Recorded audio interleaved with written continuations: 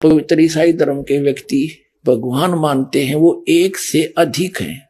वो ये तीनों देवता है, ब्रह्मा विष्णु महेश। ये समझ नहीं पा रहे, ये दिखाता हूं आपको, प्रमाणित करता हूं। ये देखिएगा, ये काल के पुत्र हैं। ये पवित्र बाइबल हम आपको पढ़ा रहे हैं। कुरान शरीफ हमने रख दी, अब हम ये पढ़ रहे हैं पवित्र बाइबल।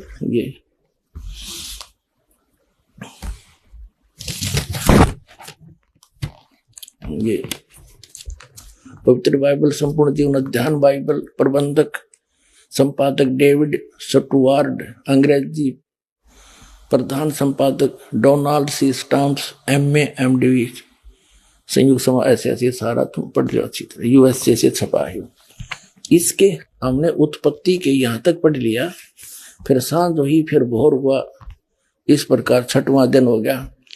फिर 7वें दिन परमेश्वर ने जो काम करता था उससे 7वें दिन विश्राम लिया क्या, और अपने किए हुए काम से उसने 7वें दिन विश्राम किया। यानी 7वें दिन आपने ये भी पढ़ लिया पवित्र कुरान शरीफ में, तख्त पर जा बैठा। ठीक है, इसके बाद ये देखो, अब हम 8 पृष्ठ पर आगे उत्पत्ति ग्रंथ के।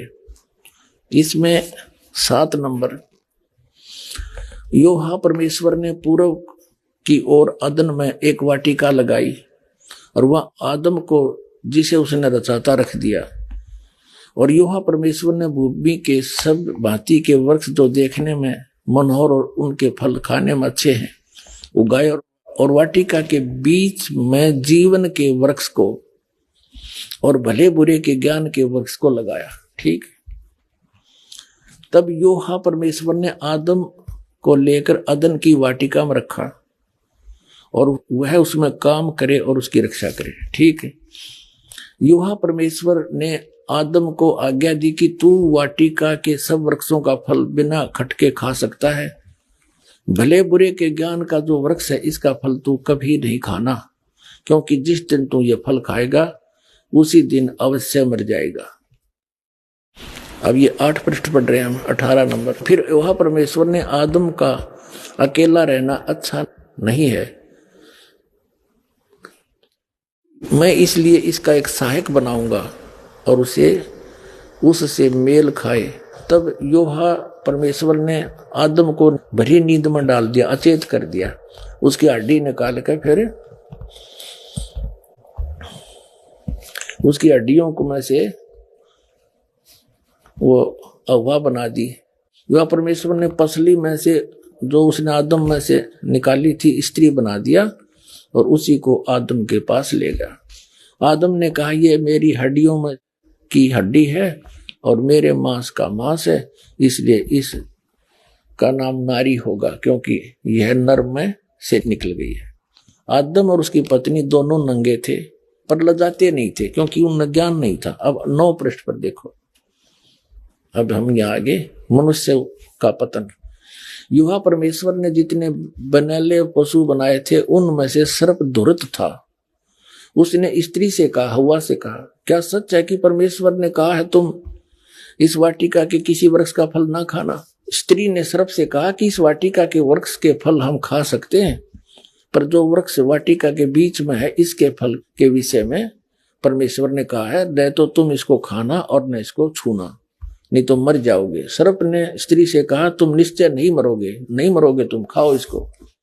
वरन परमेश्वर आप जानता है कि जिस दिन तुम उसका फल खाओगे उसी दिन तुम्हारी आंखें खुल जाएंगी और तुम भले बुरे का ज्ञान पाकर परमेश्वर के तुल्य हो जाओगे।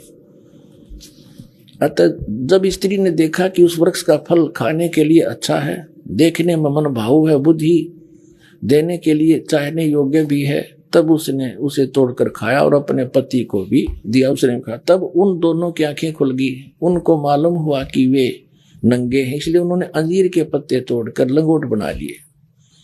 ये योहा परमेश्वर जो दिन के ठंडे समय वाटिका में फिरता था बता, निराकार फिर फरेगा क्यों करे वाटिका में? फॉर्मलेस बतावे।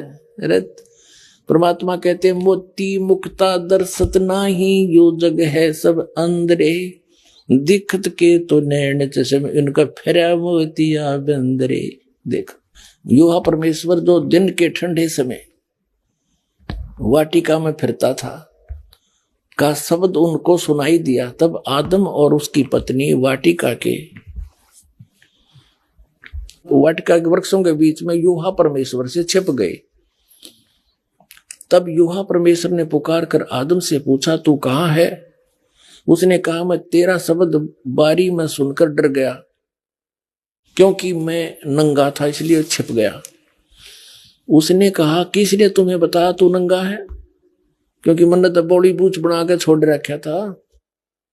कति अज्ञानी, तेरे को किसी ने बता दिया तू नंगा है? देखो भगवान कह रहे हैं, जिस वृक्ष का फल खाने को मैंने तुझे मना किया था, क्या तूने उसका फल खा लिया है? आदम ने कहा, जिस स्त्री को तूने मेरे संग रहने को दिया है, उसी ने उस वृक्ष का फल मुझे दिया और मैंने खाया। तब यूहा परमेश्वर ने स्त्री से कहा कि तूने ये क्या किया? स्त्री ने कहा कि सर्प ने मुझे बहका दिया, तब मैंने खाया। अब डरते कहे बेचारे। अब हम आगे 10 पृष्ठ पे 9 पढ़ लिया। अब देखिए, आदम ने अपनी पत्नी का नाम हव्वा रखा, क्योंकि जितने मनुष्य जीवित हैं उन सभी की आदि माता हुई।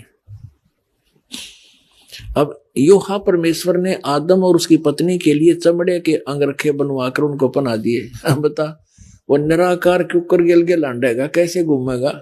उसके कपड़े ले बनवा के और पराए उनता ही। देखो, फिर यूहा परमेश्वर ने कहा, मनुष्य भले बुरे का ज्ञान पाकर, देखो कमाल की बात है, हम में से एक के समान हो गया, इसलिए अब ऐसा न हो कि यह हाथ बढ़ाकर जीवन के वृक्ष का फल तोड़ के खा ले और सदा जीवित रहे। अपना आत्माओं, ये है निष्कर्ष इन सदग्रंथों का। अब जिसको ये अपना भगवान मानने हैं, कौन? ईसाई धर्म वाले। और जिसने आदम के साथ ये वार्ता करी, वो नो कह रहा है कि ये इन यो भले बुरे के ज्ञान वाला फल खा लिया, इसको खाकर ये हम में से एक के बराबर हो गया। इसका मतलब है ईसाई धर्म के भगवान भी एक से अधिक है। अंडरस्टूड? फिर देख लो, उत्पत्ति ग्रंथ है, इसके 10 नंबर पृष्ठ पर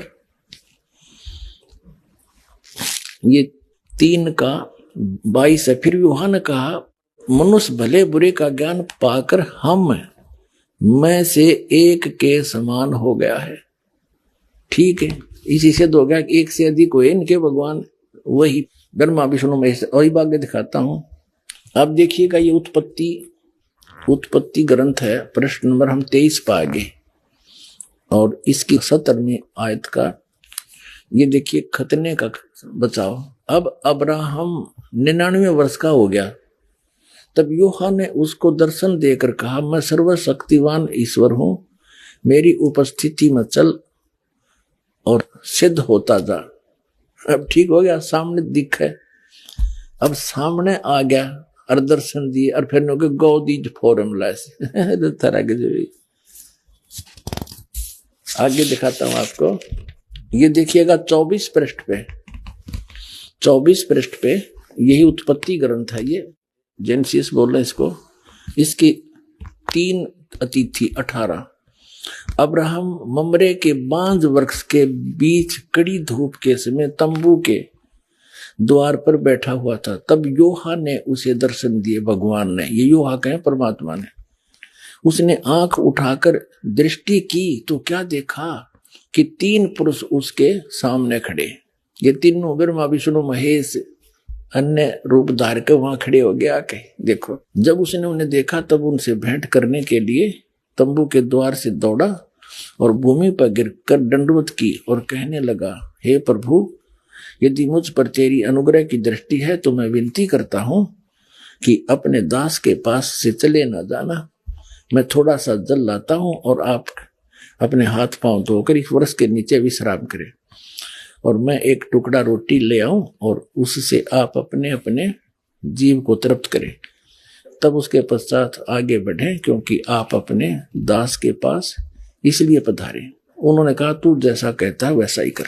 ठीक है, अब ये 3 हो गए और साकार हो गए। और फिर आगे कहता है, देखो प्रश्न नंबर 25 पर, ये वैसे काफी प्योर, हम सब अपना अपना हिसाब कर देंगे। सांझ को वे 2 दूत सोदाम के पास आए। उनमें से एक तो टल गया और एक दो वो चले गए सोदाम के पास।